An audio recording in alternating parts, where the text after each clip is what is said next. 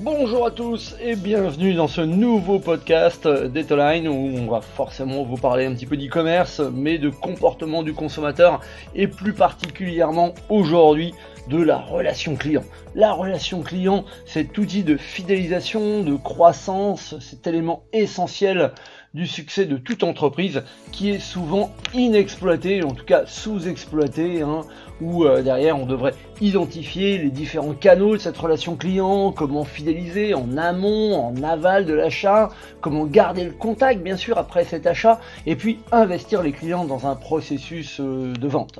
On est dans un vrai phénomène de société où entre vieilles habitudes et nouveaux usages, la relation client elle a changé au fur et à mesure des années. Si avant 1970 le service client ça consistait à visiter une boutique pour discuter en face à face avec un vendeur, on peut voir que l'accélération exponentielle du développement technologique a complètement changé la donne.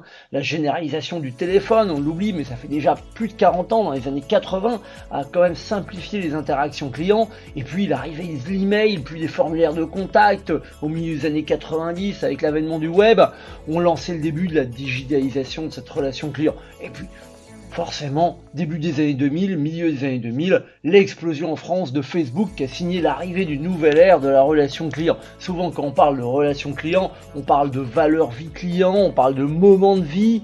En effet, entre l'abandon de panier, le fait qu'il soit inscrit au départ avant même de pouvoir faire un abandon de panier, les différentes recommandations, mais aussi les services de relance que peuvent être les anniversaires, les parrainages, tout ce qu'on appelle l'anti-churn, tout ça fait partie de la relation client. Votre véritable challenge aujourd'hui, c'est d'être là où vos clients vous attendent. Si vos clients ont besoin de toucher le produit pour acheter ce produit, parce que c'est nécessaire de pouvoir le toucher, il faut avoir une boutique physique. S'ils aiment acheter en ligne, il faut avoir un site web.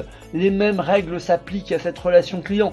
Si vos clients passent 3 heures par jour sur Twitter, à mon avis, il faut être disponible sur ce canal pour répondre aux questions diverses. S'ils utilisent Messenger, s'ils utilisent Instagram, s'ils utilisent WhatsApp pour communiquer avec leurs proches, soyez disponible également sur ces systèmes de messagerie. Être disponible sur Messenger, sur WhatsApp, c'est l'assurance d'être là où c'est le plus simple pour eux de vous contacter. Au moment où on nous parle de showrooming ou au moment où on nous parle de repos, vos clients sont des mutants, on ne le dira jamais assez, il faut changer avec eux. Ils sont connectés en permanence via leur nouveau compagnon shopping, ce que j'appelle vulgairement le prolongement naturel de leurs mains, c'est-à-dire le mobile. Ils veulent gagner du temps, ils sont avisés, critiques, boulimiques d'informations, ils comparent tout. Ils ont confiance dans leur père, ils aiment se mettre en scène, ils commandent tout ce qu'ils font. Ils ont besoin de réassurance, qu'elle soit physique, mais aussi d'écoute, de disponibilité. Ils veulent du choix, de la simplicité, ils veulent être reconnus, quel que soit le canal de vente. Ils sont devenus très exigeants. Sortir de chez soi demande aujourd'hui un effort qui doit mériter le déplacement. Ils veulent un outil de localisation de vos points de vente sur votre site, ce qu'on appelle le Store Locator, pour un guidage rapide vers vos magasins.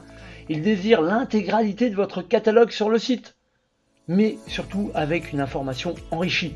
Ils veulent du personnel expert en magasin. Ils veulent la possibilité de laisser des avis, de s'inspirer de celui des autres clients. Mais à la fois, lorsqu'ils se rendent en magasin, ils veulent de l'accueil, du sourire, de la considération, du plaisir dans l'échange avec les vendeurs. Des options multiples pour le paiement, une livraison simple, rapide, pareil pour les retours, un système qui permettrait de détecter s'ils sont déjà clients, leur système de fidélité. Finalement, la carte de fidélité, on n'a rien réinventé, mais maintenant, ils aimeraient bien qu'on leur dise également quelles sont leurs préférences.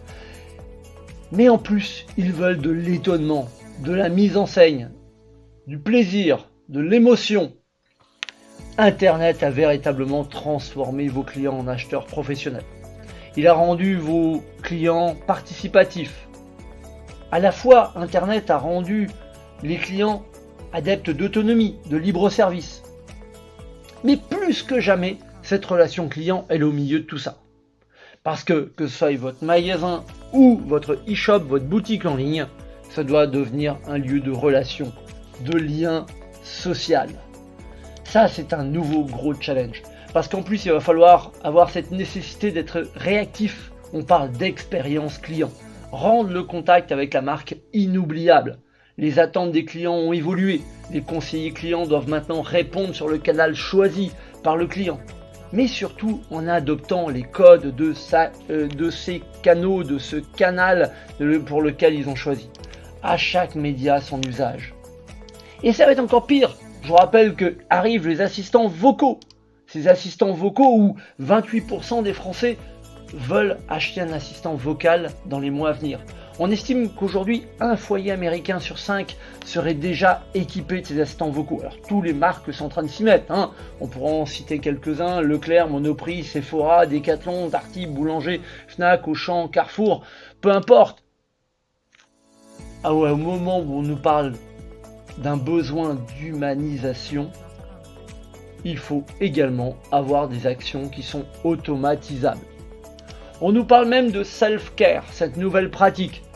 Le self-care, c'est cette pratique par laquelle on donne la possibilité au client d'effectuer des actions de gestion de son compte ou d'avoir recours à des informations de support en toute autonomie, en passant notamment par son site web, par son application mobile, par un chatbot.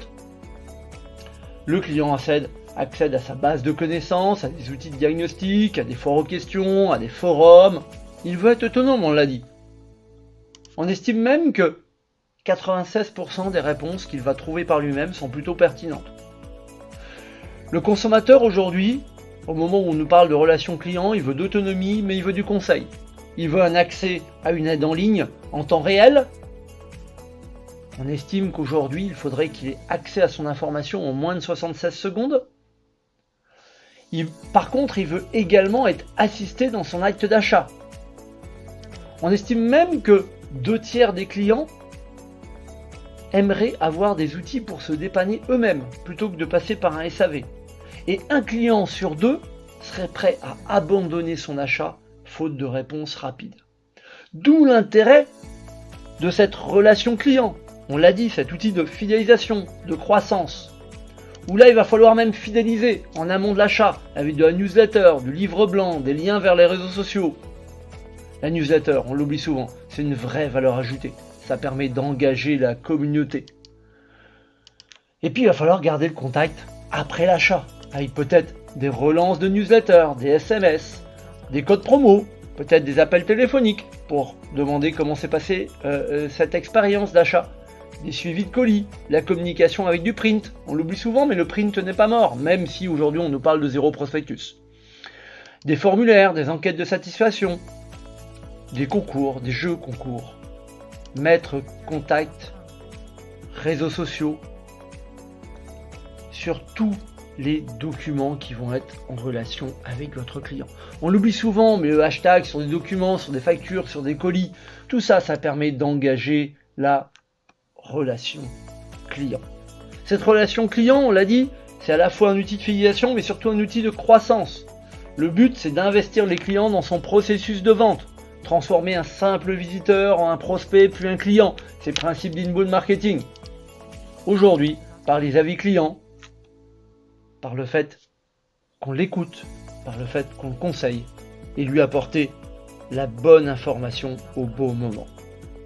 Cette relation client, on ne le dira jamais assez, c'est un outil de fidélisation, de croissance. Au moment où on pense que tout doit être automatisé, il ne faut surtout pas oublier que le consommateur, c'est avant tout un client et qu'un client, ça se respecte, ça s'écoute et surtout, on se doit d'être professionnel.